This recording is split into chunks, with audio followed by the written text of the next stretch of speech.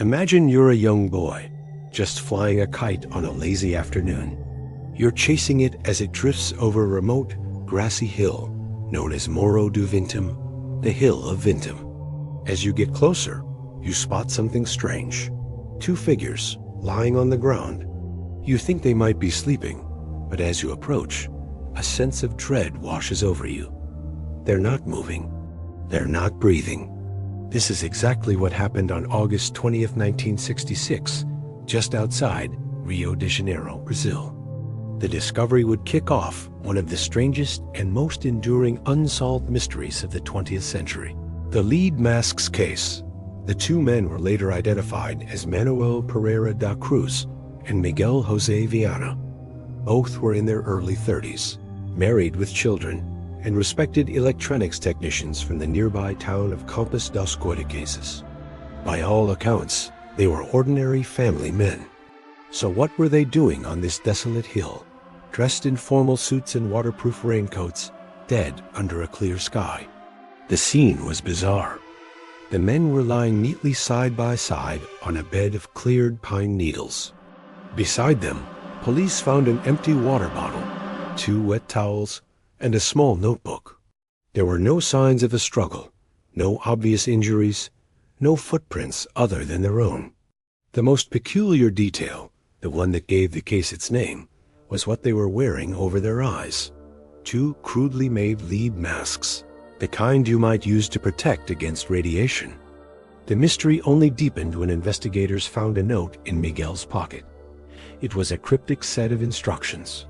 It read, 1630, be at the specified location. 1830, ingest capsules. After effect, protect metals, awake mask signal. Capsules. Effect? Signal? What did it all mean? It sounded like something out of a science fiction novel, not a police report. The timeline was pieced together. On August 17th, Manuel and Miguel told their families they were going to São Paulo to buy supplies for work, a trip they'd made before. They boarded a bus, but instead of heading to the bustling city of São Paulo, they got off in Niterói, near Rio de Janeiro. They were last seen alive at a local bar, buying a bottle of mineral water, the same brand found at the scene. The waitress remembered them looking nervous, with Miguel constantly checking his watch. From there, they vanished, only to be found 3 days later on the Hill of Vintum. The autopsy brought more questions than answers. The coroner couldn't determine a cause of death.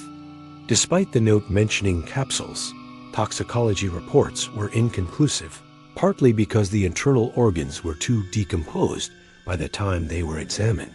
The lack of a proper examination at the time remains a major point of criticism in the case. With no clear physical evidence of foul play or suicide, investigators were stumped. So, they turned their attention to the men's lives, and that's when things got even stranger. Friends and family revealed that Manuel and Miguel were deeply interested in esoteric subjects. They were part of a group of scientific spiritualists, individuals who tried to blend science with spiritual beliefs, particularly the idea of contacting extraterrestrial or interdimensional beings. They had even built electronic devices in their backyard workshop, allegedly in an attempt to communicate with other worlds. One friend told police that the men believed they were on the verge of a major breakthrough, a final test to prove their theories. Was this that final test? This revelation opened up a floodgate of theories. The most popular one, and the one that captured the public imagination, was the UFO theory. Were Manuel and Miguel trying to make contact with aliens? The lead masks, they reasoned, might have been to protect their eyes from the brilliant light of a spacecraft. The capsules could have been a substance to induce a trance-like state, and the signal was the arrival of the ship. Did they succeed? Did they ascend to another dimension, leaving their physical bodies behind? Or did something go horribly wrong? Perhaps the capsules were a poison, given to them by some malevolent entity, or maybe the intense psychic or physical energy of the encounter was simply too much for their bodies to handle. It's a tantalizing theory, but it relies on a complete lack of physical evidence. Another theory leans more towards the terrestrial, but is no less strange.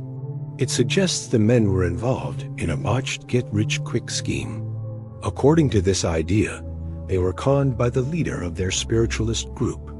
This leader, a man named Elcio Gomez, supposedly promised them they could communicate with spirits who would reveal the location of sunken treasure or winning lottery numbers. The ritual on the hill, including the masks and capsules, was all part of the elaborate hoax. Perhaps the capsules were poisoned, and Gomez or his accomplices murdered them to steal the money they had brought for the experiment.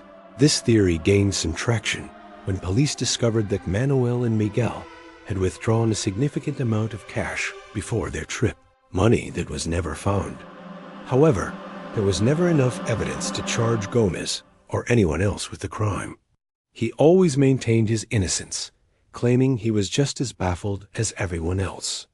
Then there's the possibility of a scientific experiment gone wrong. As electronics technicians, they were familiar with dangerous equipment. Some have speculated they weren't trying to contact aliens, but were perhaps conducting a dangerous experiment involving radiation or high-voltage electricity. The hill, Morro do Vintum, was known for strange atmospheric phenomena. Maybe they were trying to harness some kind of natural energy. The lead masks would make sense in this context, as would the waterproof coats to protect against electrical shock. The capsules might have been stimulants, or some other substance to enhance their perception or endurance during the experiment. In this scenario, they could have accidentally poisoned themselves or electrocuted themselves, leaving behind a scene that looked like a bizarre ritual. We can't ignore the possibility that this was a shared delusion, a folie à deux.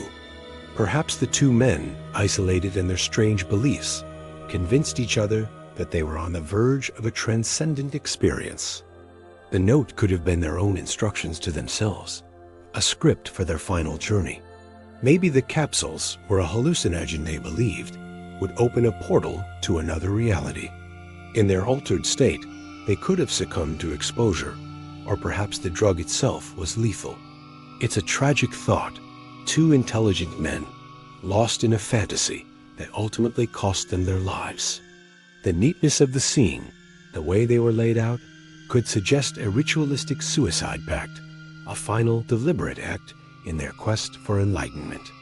Decades have passed, and the lead mask's case is as cold as the bodies found that day on the hill of Vintum. The files remain open, but the leads have long since dried up. The key players are gone, the evidence is degraded, and the truth seems to have vanished with Manuel and Miguel. It's a story that has everything: secret societies, UFOs, cryptic notes, and an unexplainable end. It's a perfect storm of high strangeness, a puzzle with too many pieces that don't fit. Were they victims of a cosmic encounter, a human con artist, or their own dangerous obsessions? We are left with nothing but speculation, a chilling reminder of how thin the veil is between the world we know and the mysteries that lie just beyond our understanding. The lead masks now sit in a museum, silent witnesses to a secret they took to the grave. What do you think happened on that hill in 1966? Was it aliens, a con, a tragic accident, or something else entirely? I'm genuinely curious to hear your theories, because this is one of those cases where a fresh perspective might just see something everyone else has missed. Drop your ideas in the comments below. And if you're fascinated by the unexplained and love diving into mysteries that defy easy answers, make sure you subscribe and hit that notification bell. We've got plenty more strange stories to explore together. Thanks for watching.